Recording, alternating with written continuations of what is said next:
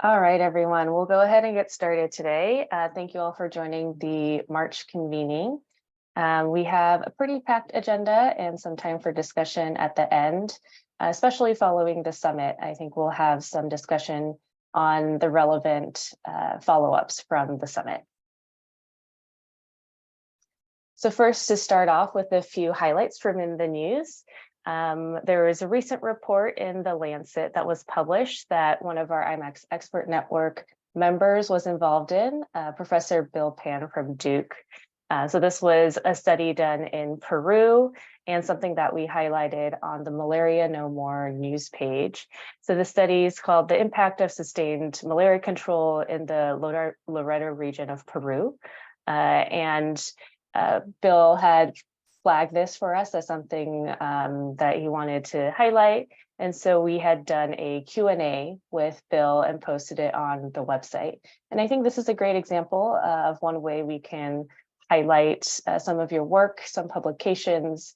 We had hosted a media training at the Forecasting Healthy Futures Summit. And I'll go into that in a little bit more detail and maybe ask a few members in this call to provide some feedback later. But this is something that we can bring to the larger IMACS Expert Network group if you all are interested. And of course, also in the news last week, the publication of the sixth synthesis report on climate change from the IPCC. A couple of interesting articles that came out. I know that there was this figure that was published a lot in some of the news that I'd been seeing, looking at the adverse impacts of climate change. And then I think this image was particularly looking at the human impact of climate change. So here, especially, I think health and well-being being highlighted. The end of this figure here, looking at how heat impacts people, looking at the when folks are born, seeing the different scenarios of future emissions and heat. So I know there are a couple more images, figures from this report that are quite relevant to the work that's being done amongst the network. And I wanted to ask if anyone had any takeaways from the report. I know it's already been over a week, but would love to hear any thoughts from this group if there are any. Feel free to share in the chat or unmute.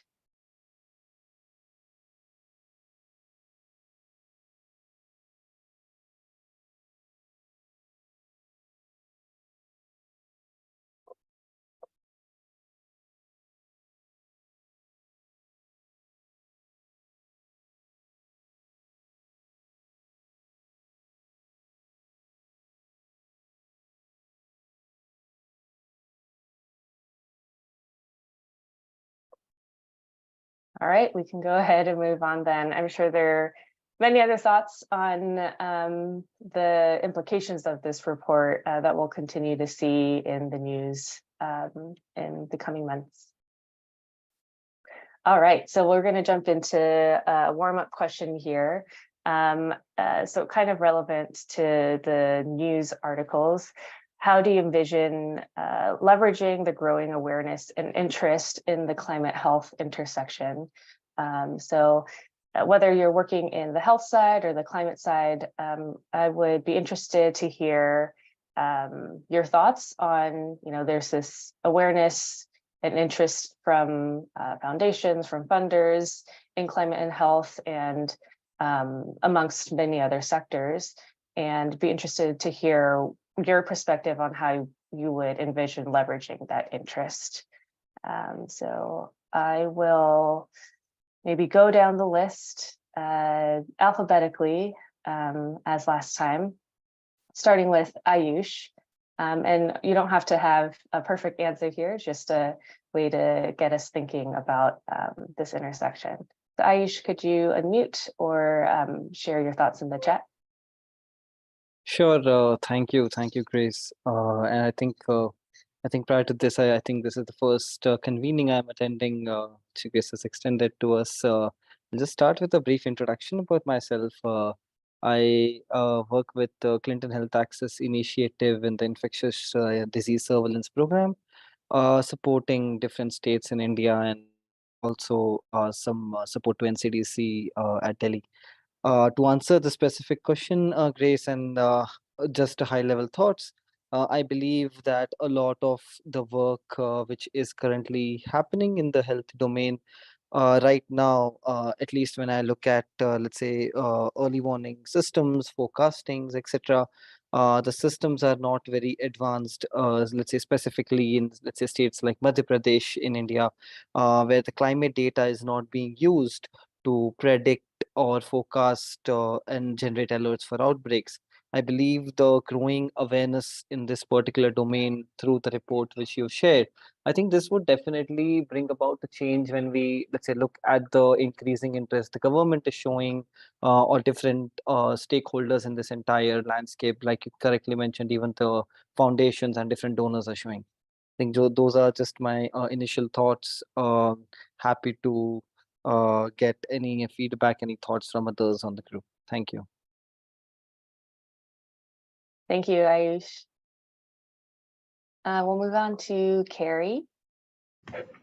Sure. So I'm not on the implementation side, but from the FHF perspective, what I would like to see throughout this year and these coming years is how I would like to leverage this growing awareness is moving from the advocacy, now that we have this awareness and interest, turning that into policy recommendations that can actually be implemented and make all of these climate solutions more easily implemented to have the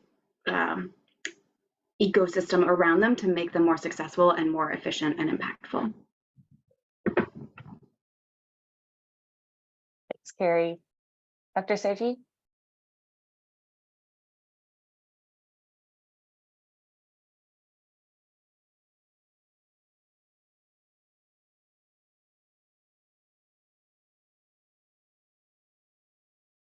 Dr. Sergi, are you able to unmute? Oh, yes. I'm here. This is just because I'm also on call. Oh, no worries. We're just speaking on this question of where do you see, opportunities to leverage the climate and health intersection, the growing awareness around it. Yeah, I I think that this is a crucial question, in my opinion. Can you hear me correctly? Yes. Okay, perfect. Well, just one moment. Okay, sorry.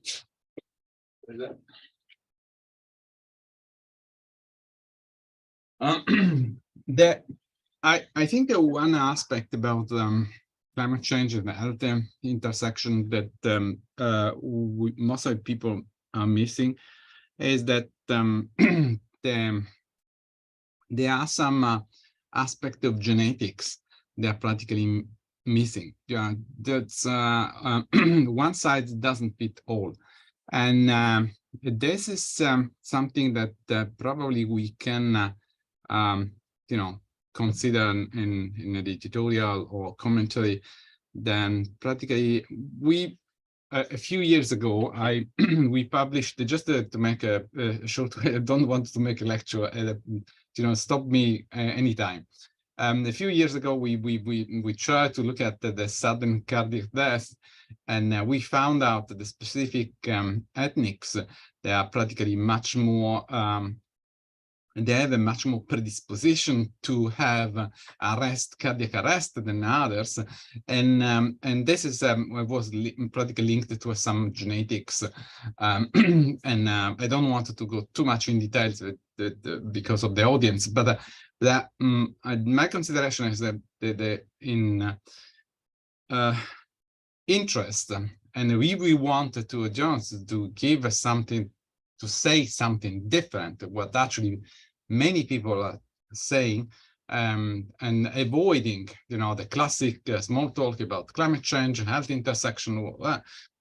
We should substantially look at the genetics and ethnics, SNPs, how the background is present, and then then practically say how the situation could be inserted in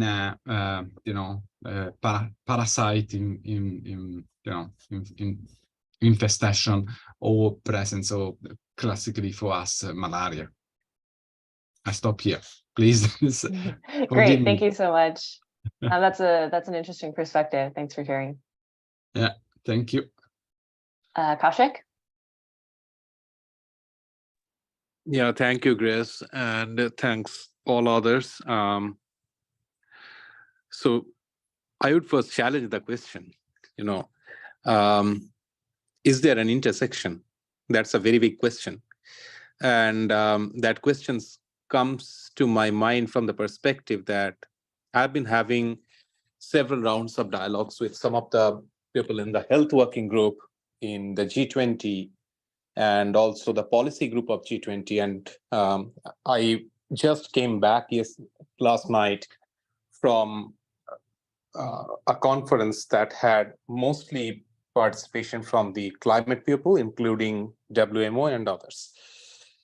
And what I felt is that broadly there are two sectors, climate and health. But if you see within those sectors, there are a lot of nuances. So for example, in any country, you will find environment as one of the sectors that is at the receiving end of the change.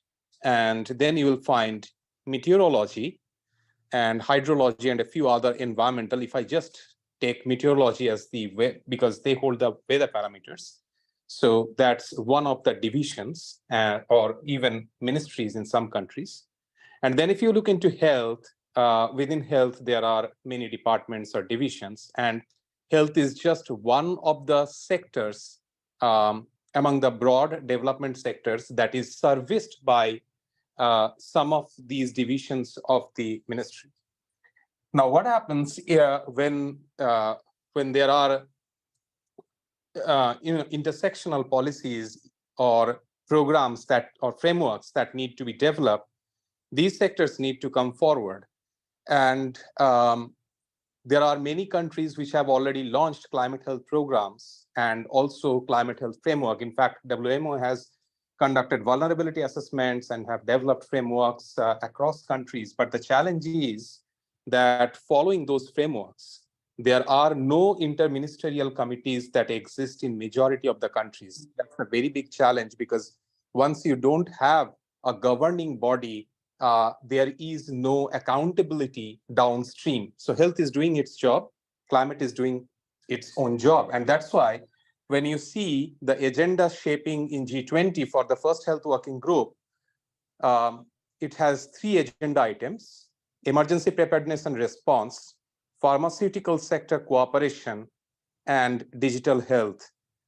Climate is a small niche within the One Health domain of the larger agenda of emergency preparedness and response, which is a big challenge, given that in the synthesis report that, Grace, you are showing, there is a black box warning.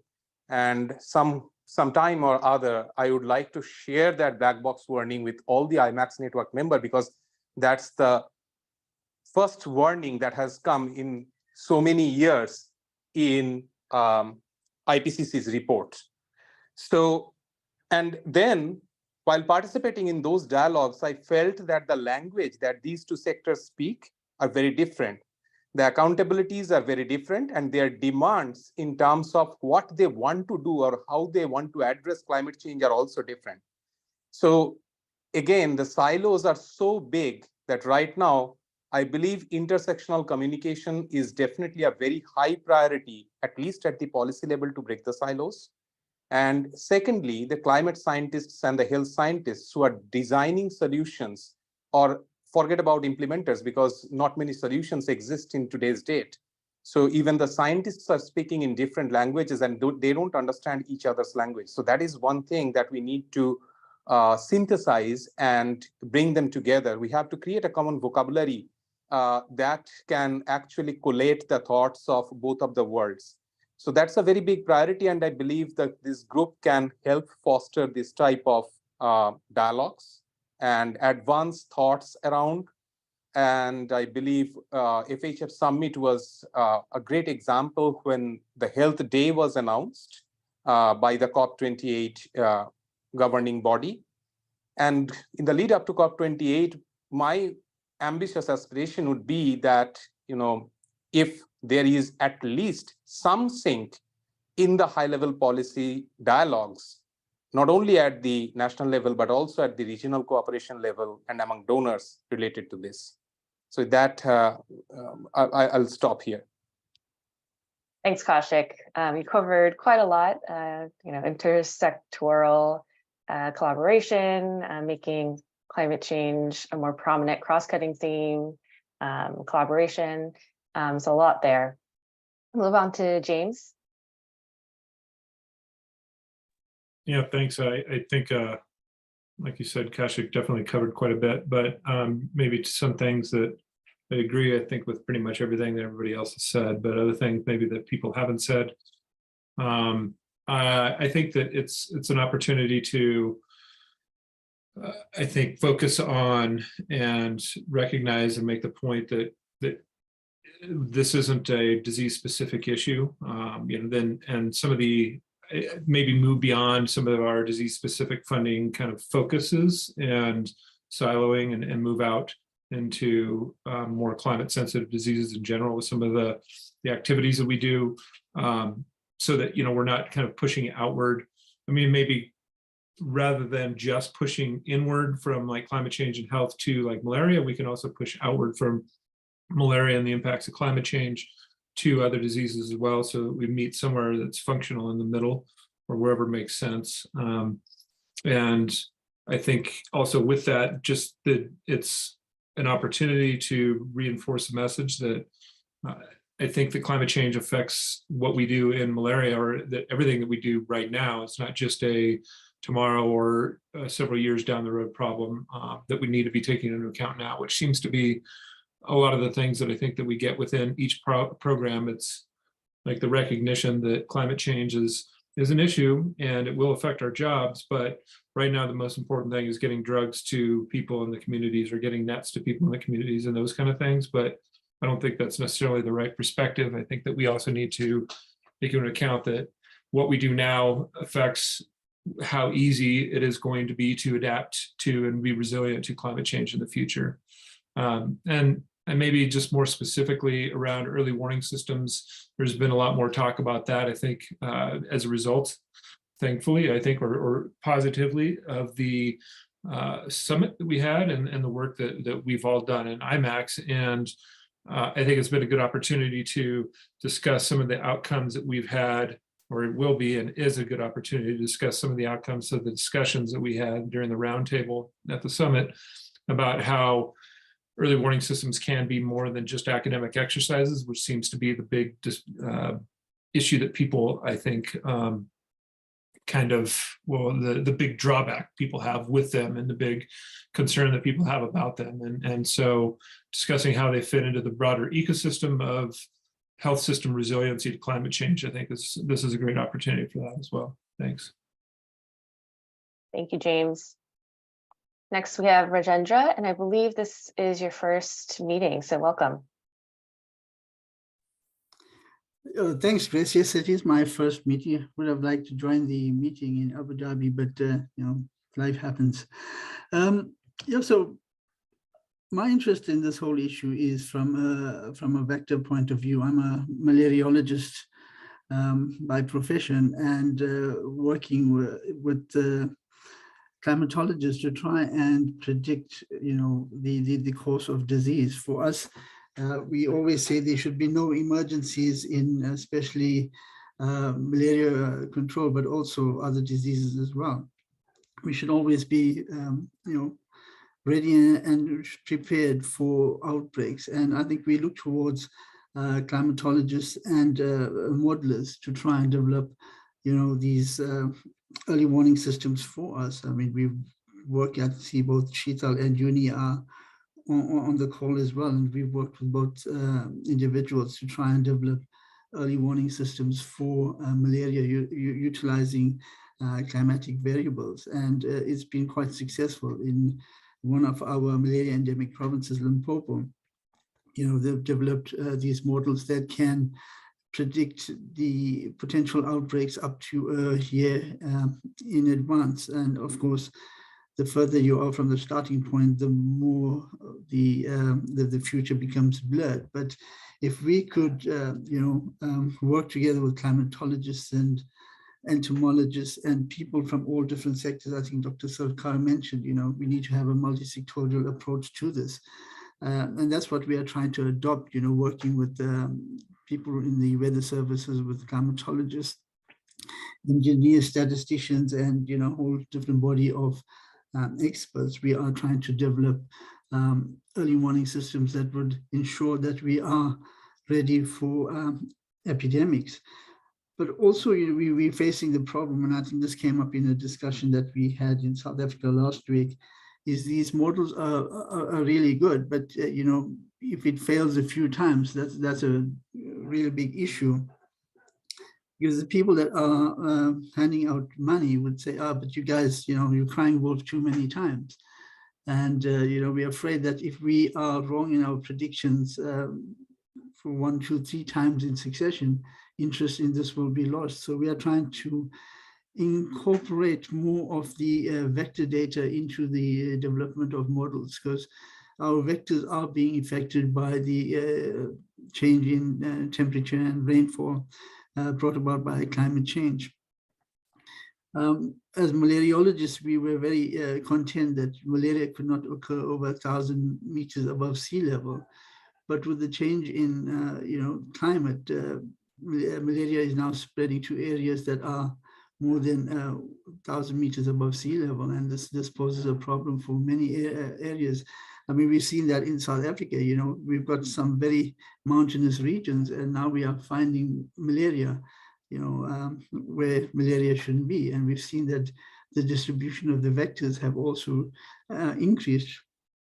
We are now finding vectors in areas that we had cleared them from. So it's becoming crucial that we know what's going to happen in future, or have an indication of what's going to happen in future. I'll stop there. Thanks. Thank you, Rajendra. Rishab?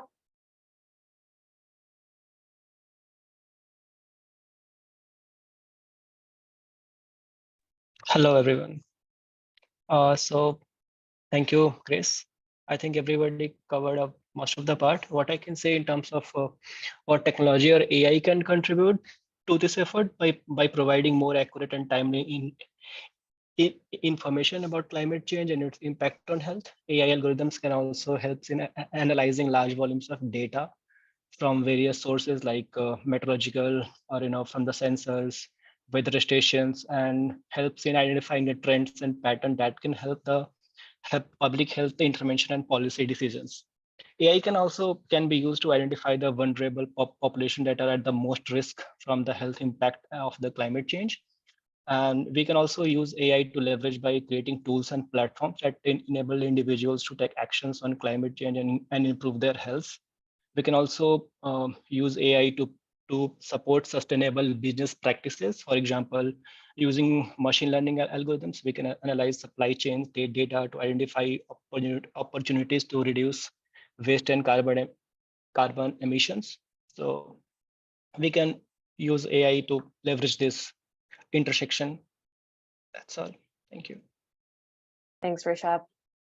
And Sheetal, also welcome to your first meeting. Thanks, and greetings to all the colleagues. So I think I'd like to just continue from some of the comments that Professor Maharaj made. And I think I want to address comments on 2 aspects. So my background is also in disease modeling, and malaria modeling is a big part of that. On the one aspect of growing awareness, so in direct relation to your question on growing awareness and interest in the climate health intersection, I think looking at some of the directions that funders are taking in, as I think James brought up, CSID modeling and so on. We in South Africa are partnering with climate modelers themselves to be creating communities of practice. We're developing certain sort of tools on, I think one of the challenges that we have found, especially when it comes to climate data and the analysis of such, is that it's often not in a format that is readily accessible to a number of analysts. And so people with well-developed modeling and data wrangling skills, for example, can put in the work and, in order to transform this data into a format, into one's own models.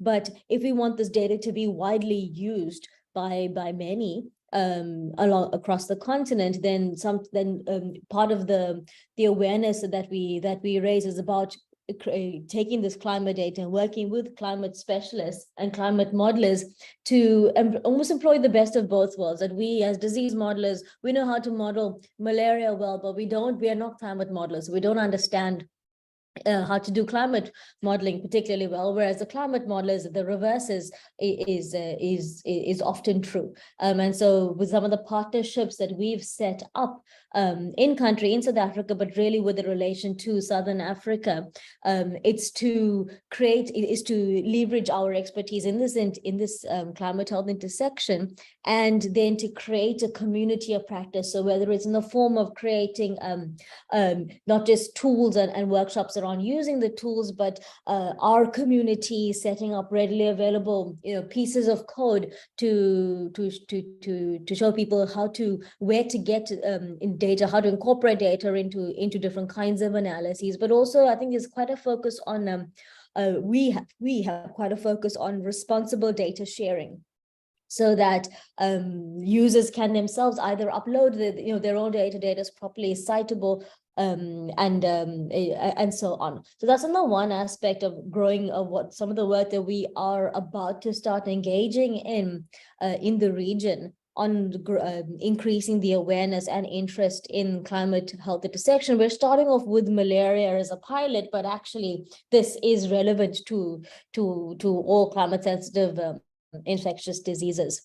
And that's on that aspect. So in following on from some of Raj's comments, and I think what's particularly resonated with me was the question of early warning systems and the reliability of such. And I think there's also another aspect of modeling and incorporating climate variability that is particularly useful from a policy perspective, where we employ a much longer time horizon. And often with climate modeling, you're not looking into you're looking to predict from a climate basis, a couple of months or maybe up to a year maximum, but never into sort of a multi-decadal type of time horizon. But that's particularly useful when one is considering prevention of reintroduction of malaria. If you want to look at let's say even before we get to decades, look at even a 5-year time horizon for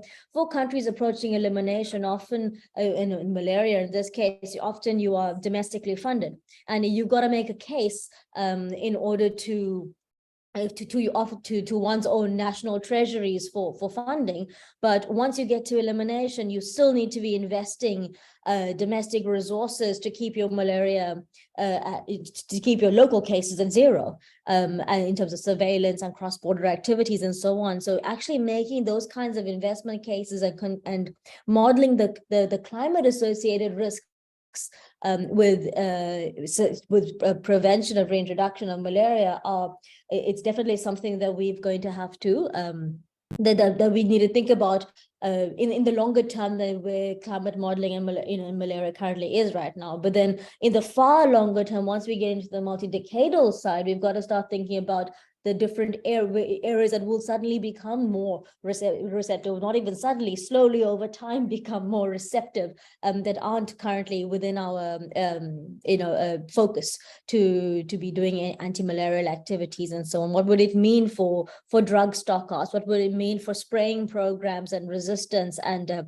implementation and so on? So I think there's that sort of gap in that area where it's not so much about forecasting as it is about scenario analysis, and that's a different way in which we can reduce some of the pushback we can get with forecasting when your forecasts are wrong. Because you were setting out to predict the future and then you got that wrong. Whereas with a what if analysis, you're not trying to predict the future. You're trying to say if certain conditions are to happen and so on, this is what the likely impact is going to be. And yes, you've got ranges and so on. So I think that they are, we've got to sometimes just change the lens with which we make these kinds of projections. Thank you, Sheetal. Having that long-term view and then also leveraging the existing communities that exist, the communities of practice. It's reminding me about a conversation I recently had with Angela Okune from Code for Society, who I believe has been reaching out to a couple of you already about filling the gaps in a community of practice, especially when it comes to data. So looking forward to seeing how those converge. And then last but not least, Yuni. Thank you, Grace. This is Yuni from Tokyo. I think this is a critical question, a big question to me. I think we may consider two levels, global level and local level. And there are many common climate and health issues regarding climate change in a global perspective. But I want to say that one useful approach might be to look at what kind of local problems that people are most concerned about in terms of climate threat, climate change related threat, like for example, drought or extreme weather events like cyclones or flood. Sometimes some specific area, desertification or air pollution, those climate change related consequences, each local area has different serious level of problems. So if we look at that kind of what kinds of local problems people are most concerned about, next, we might link to that related health problems as well, and then figure out what kind of solutions are possible and how to overcome or resilient to the climate threats. So yeah, that's all. Thanks, Yuni. Just a reminder to think locally.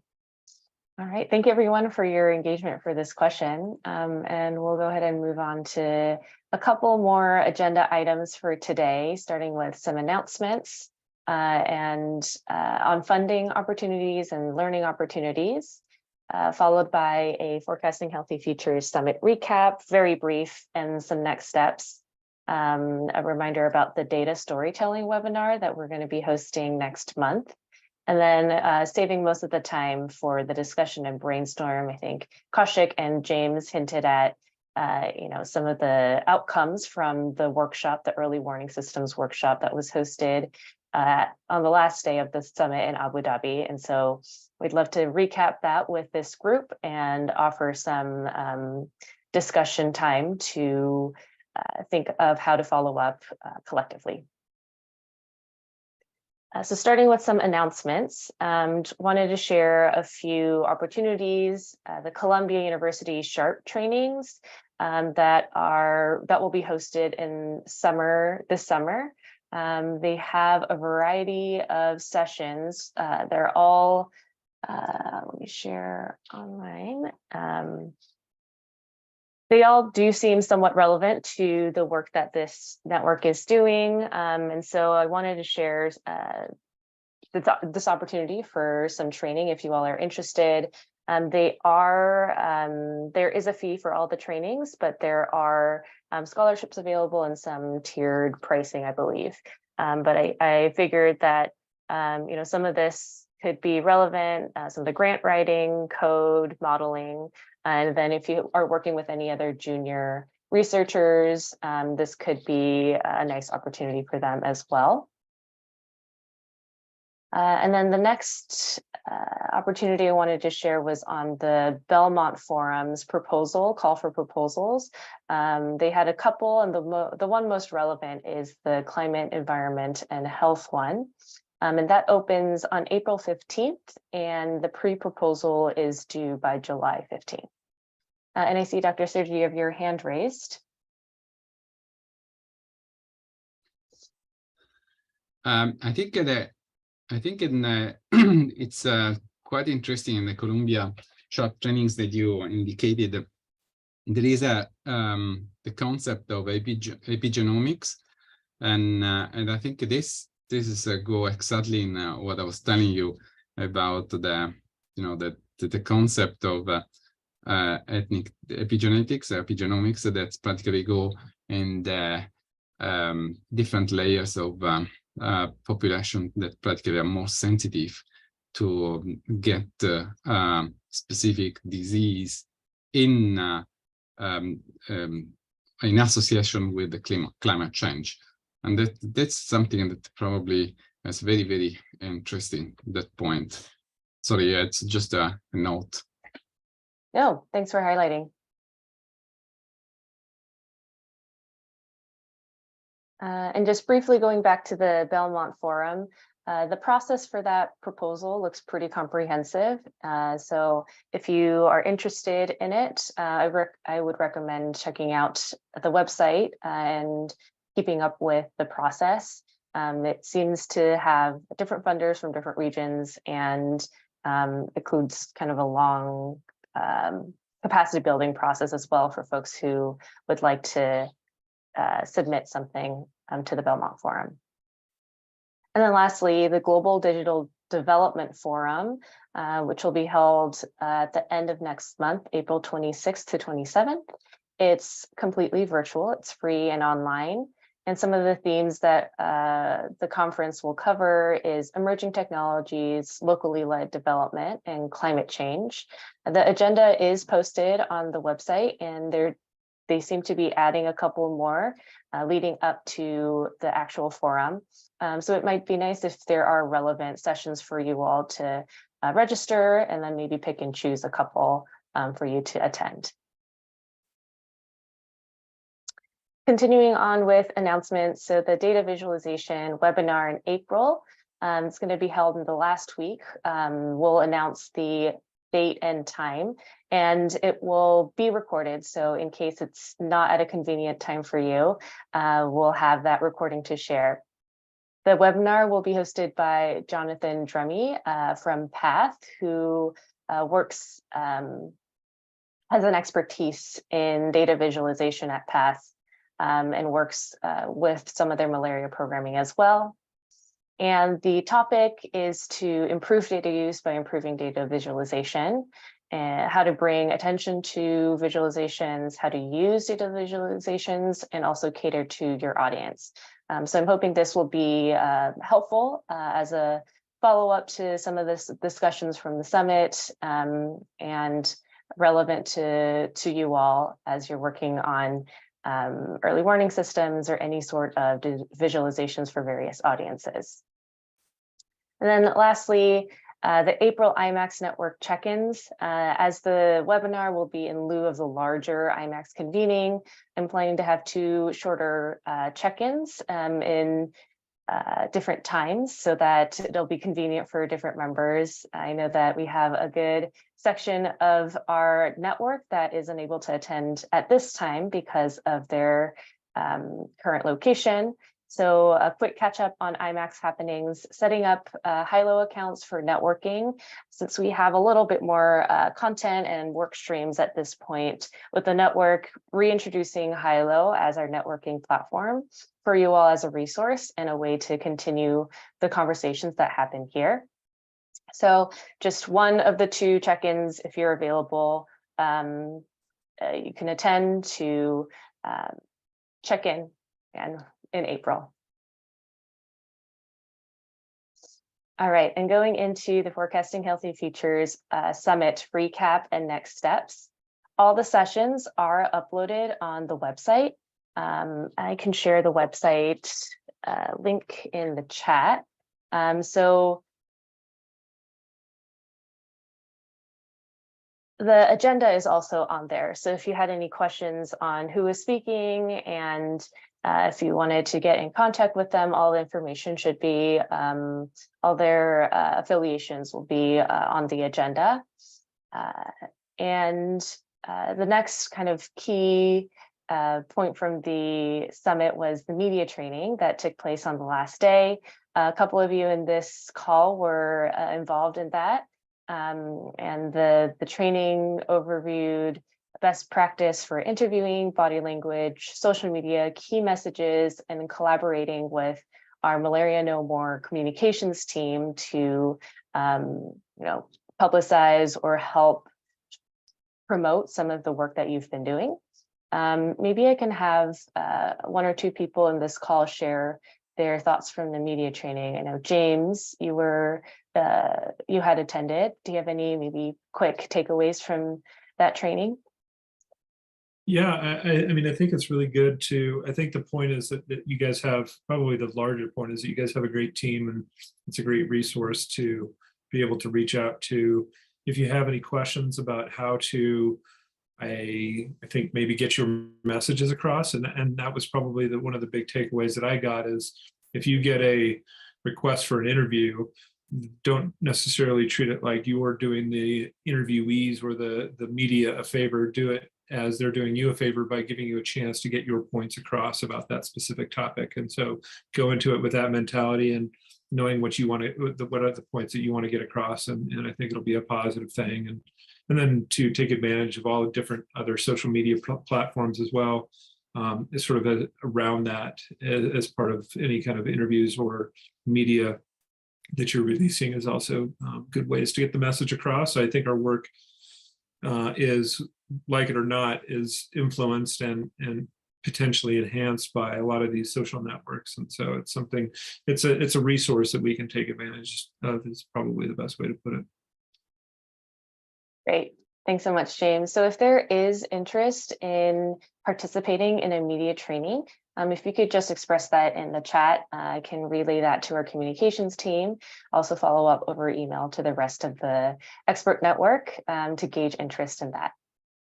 And then lastly, we'll briefly go over kind of the early warning systems workshop readout that we did at the end. So the purpose of the workshops were to provide some opportunities, some key outcomes that folks would like to see at the end of COP28 that will be held in Dubai.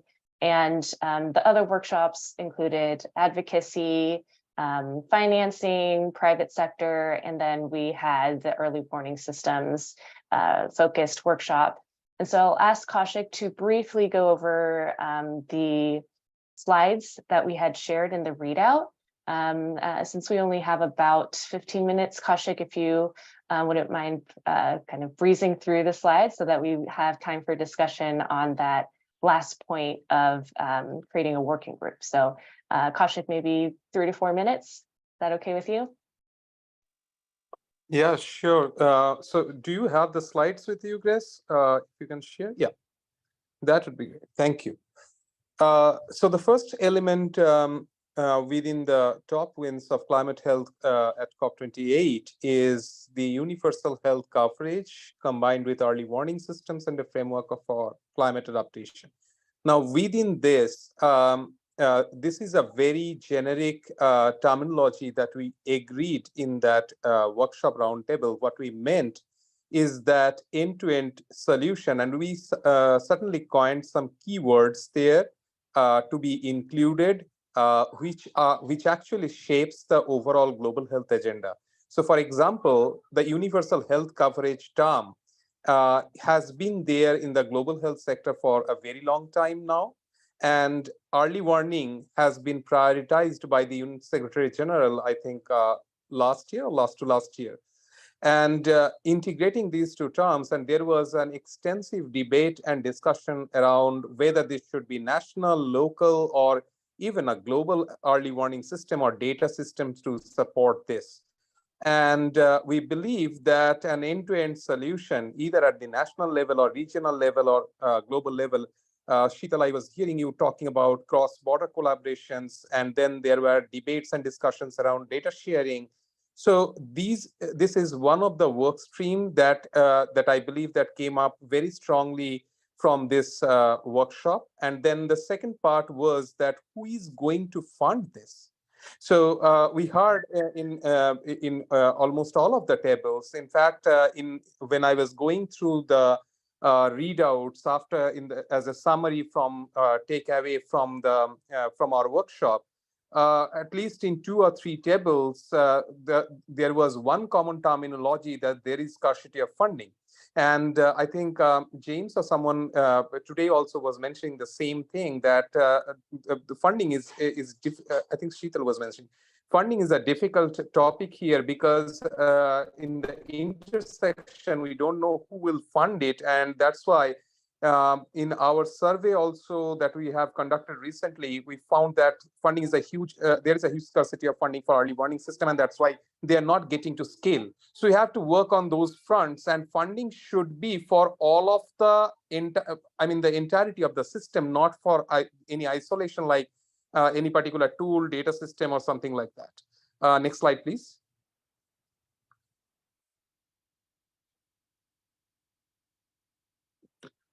Thank you, Grace.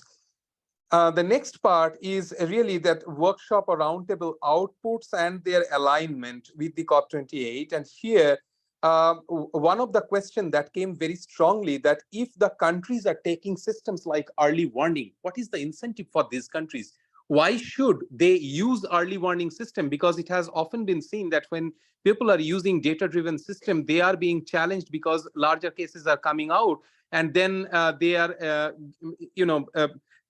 it's kind of a technical stigmatization, I would say, that they have to face in each of those countries. So what is the incentive for which the countries will work together on a framework building on global data architecture, moving toward early warning system, and shaping the integrated climate health agenda? So that should be one of the larger questions under the adaptation agenda for COP28. And then funding for multiple climate sensitive diseases. We hear a lot about climate vector-borne disease, climate waterborne disease, climate and so.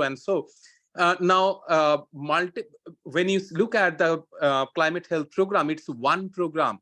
Now, funding for climate sensitive diseases are kind of isolated, but when you we heard the donors as well during the summit, and there is a need for the from the side of the donors. So when we devise solutions, we have to think from the perspective of the donors as well, that what framework they can use to prioritize the fund allocation to different initiatives under the intersection of health security and climate change.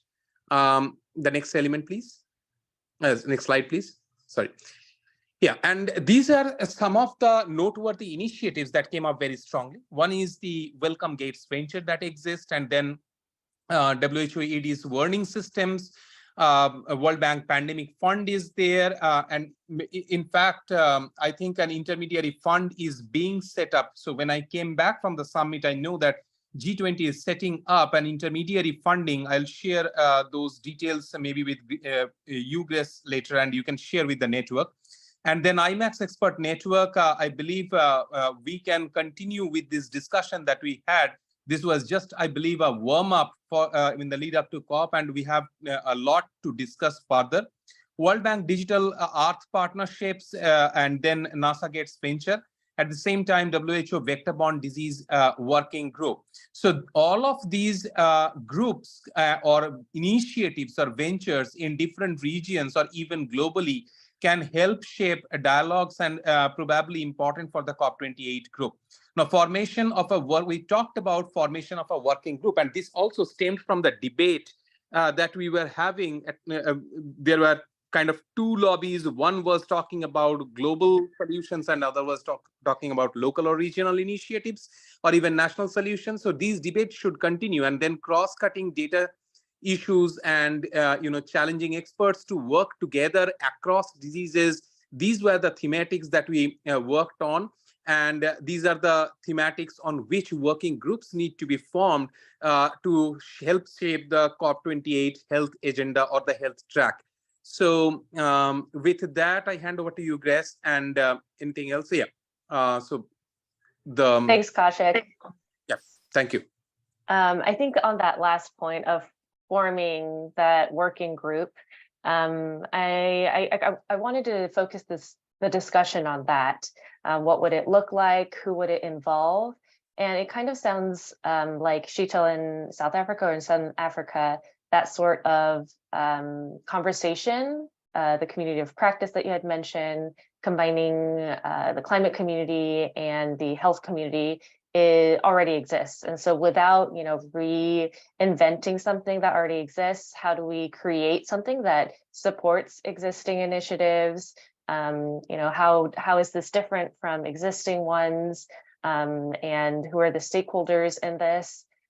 So I think just open discussion here. I will open up a new kind of Miro board. I'm working on getting this Miro board more accessible to you all. And once it is, it'll be open for everyone to contribute, but I'll reshare my screen. But in the meantime, if you all have any ideas, feel free to unmute or share them in the chat.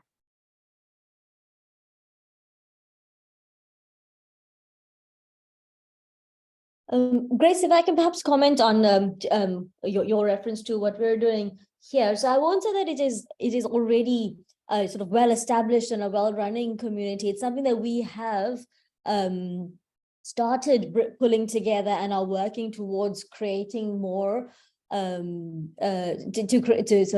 creating this community in the Southern African sphere, but it's obviously going to be taking its time. But at the same time, there are a couple of other initiatives that are happening quite soon that perhaps at a forthcoming meeting we could report back on. One of them is, and I'm not sure if others on the team on the call here will be at this forthcoming meeting in Cape Town in May, which is run by the Wellcome Trust on working towards building this community, putting together ideas to build a CSID community. And it's a couple of day workshop that's happening in May. I will be attending, and I'm happy to report back at the next IMACS convening after this report. After this workshop is held, and I think that's more about bringing together people who all have a research or policy or implementation interest in the climate health intersection, but from a modeling and analytics perspective, and trying to see how to create this community and leverage this interest. The other continent-wide initiative that is happening in June is that's not necessarily malaria specific, but modeling specific and not exactly climate related, but I think will be a key theme that will emerge, is trying to network and build a community of practice of modeling across the continent, where we have many modeling groups who operate in silos, either with respect to neglected tropical diseases or climate modeling or malaria and others, and trying to bring them together into creating opportunities for collaboration and so on. And so I'm also part of the planning of that workshop, and I'm happy to report back. I think what both of these sessions will do, and as we continue to work on our Southern African collaborations, we will be able to come up with ideas to understand how we can be better supported. What we're doing in Southern Africa is really very much a pilot to experiment and to see how we can leverage existing communities of practice and develop our own. And also, I think part of what we're trying to do is to develop something that's sustainable, and that's really it. When funding dries up, how do the communities sustain themselves?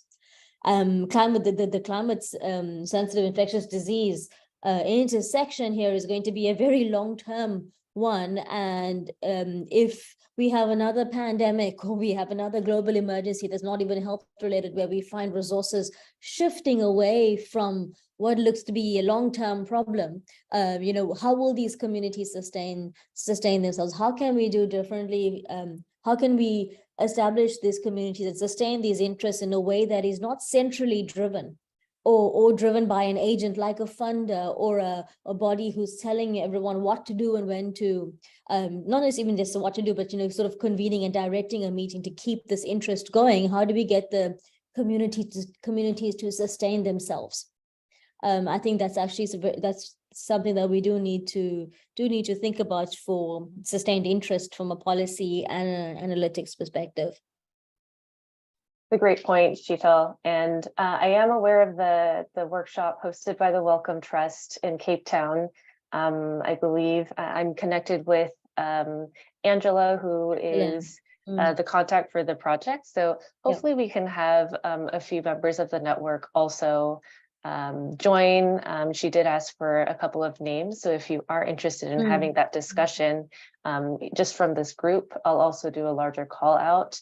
We'll find, a few people who may be relevant in that discussion. So thank you for raising all of those great opportunities. I'd love to hear about that. James, I'm noting your comment in the chat. Hi, Grace. So can we set up a follow-up meeting on this, because we know that Africa is our next priority from the IMACS side, and I believe James connected his colleagues, and there was interesting discussion on that front, and then I hear Sheetal and Professor Maharaj on this front. So if we can have a sub meeting out of this meeting as a follow-up, especially to better understand the Africa scenario and what and how we can contribute there, because I have been hearing this for a very long time now. And I believe this is the moment when we talk about the climate resilience, funding sources, and supporting the local initiatives that have been happening in the different countries, and create some kind of agenda that can help all of these initiatives together. So possibly a follow-up meeting sometime in the next month, I believe would be very helpful.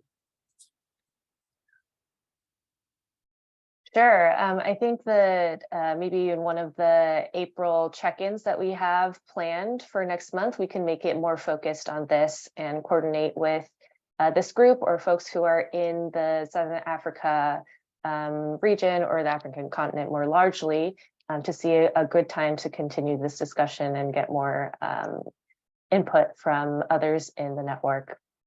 So I'm noting that we're at time, but if there are any other final thoughts that people wanted to add before we close, I think this was a great way to start the discussion. I apologize that we didn't have more time for this rich discussion, but any final thoughts? Yeah, quick comments. I saw Dr. Sagi's question, and or rather his comment, and he left. But one quick follow-up note: we have been thinking about book volume, and I'll be soon reaching out to you all through Grace. So stay tuned for that part. We have been thinking of a collaborative book volume through this particular IMACS expert network, where chapters will be written by the different experts, and we can think about that as well. The next element of the announcement is very quickly, Grace, please schedule some time to discuss or follow up with the facilitators in the previous working group and we can seek support from the IMACS expert network as a follow-up to our early warning system workshop that happened during the summit, to have a follow-up workshop at some point of time mid this year. Sure. Thank you. Noted. Thank you, everyone, for your time and for your engagement. I'll be sending out the recording and any notes and links after this call. Thanks, Grace. Take care. Bye-bye. Thank you, everyone. Bye. Thanks, Have a good day. everyone. Bye-bye. Thank you, everyone. Bye-bye.